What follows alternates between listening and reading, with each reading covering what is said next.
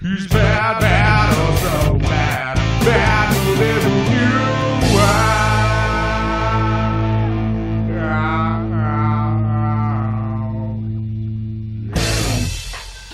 I've been going by the name The Bad Movie Reviewer for almost a decade, and how have I not reviewed what is considered to be one of the worst movies of all time, Plan 9 from Outer Space? Well, the quickest answer is because it's one of my top 5 favorite films of all time. Now, I already hear people saying, how can that possibly be? You're dumb as fuck to think that this piece of shit even holds a flame to so many timeless cult classics. Well, I'm no idiot. I know this film is not better than The Godfather, but I'd rather pop this in right now than sit through that. Everyone is entitled to their favorite films, and this just happens to be one of mine. I discovered it in my early teenage years, and is one of the films that inspired me to want to make movies. Although it comes across as bad, you can still feel that there's a lot of blood, sweat, tears, and even love put into each frame. Something that I feel is lacking from today's so-called blockbuster movies. Fuck, I'd rather watch this than any Michael Bay film, or sit through another viewing of Suicide Squad. Ugh. As I mentioned, this film holds the title being the worst movie of all time. But why? I've viewed so many movies that I refuse to ever watch again, and yet I find myself watching this over and over. One reason I think I keep coming back is you always catch something new in the background. Like, what's up with this fence? Why does it look like that? Why didn't they use a real fence? Who designed it like that and thought that this is what a real fence looks like?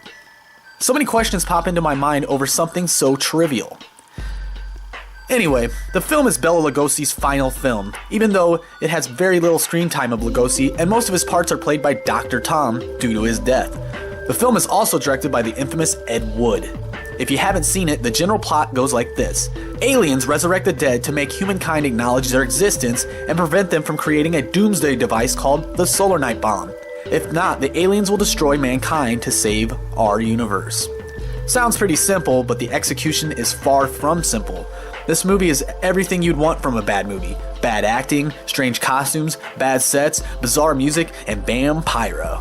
Look at that. Ow! When someone uses the term lightning in a bottle, I always think of this film. There's just some kind of odd magic that works in its favor. Just as a great movie has all the right elements, this movie has all the wrong elements coming together so well that it's entertaining in some weird, bizarre way. There's so much information out there about this film, it's really hard for me to add anything new. It's been studied by countless film critics, and even Tim Burton took a crack at it with his 1994 film Ed Wood. The movie stars Johnny Depp, of course, as Ed Wood, but I feel Martin Landau steals the show as Bela Lugosi. His performance is uncanny and brings Lugosi back from the grave for one more ride through cinema history. This too is my favorite Tim Burton movie. Even though it had Johnny Depp, it is very fresh and broke the mold unlike every other Burton film. It was in black and white and even had Danny Elfman step down from the soundtrack. In my youth, I was a huge fan of Burton, but not so much anymore. I feel like his work tends to recycle the same old ideas. Enough with Tim Burton. This movie is fantastic. I understand how it's not for some, and I can see the next generation not getting it, but fuck you. Movies are just that, movies. As I get older, the bad movie reviewer thing becomes more and more hypocritical. Who am I to say something is bad? I fucking hate Avatar, but millions of people appear to love that movie. I don't get it, but I don't have to. That's the bizarre thing about art. There is no good or bad art. It's all an open concept. I think it's wrong how people get so upset if someone doesn't like their favorite band or movie. I guess it's no different than religion or politics.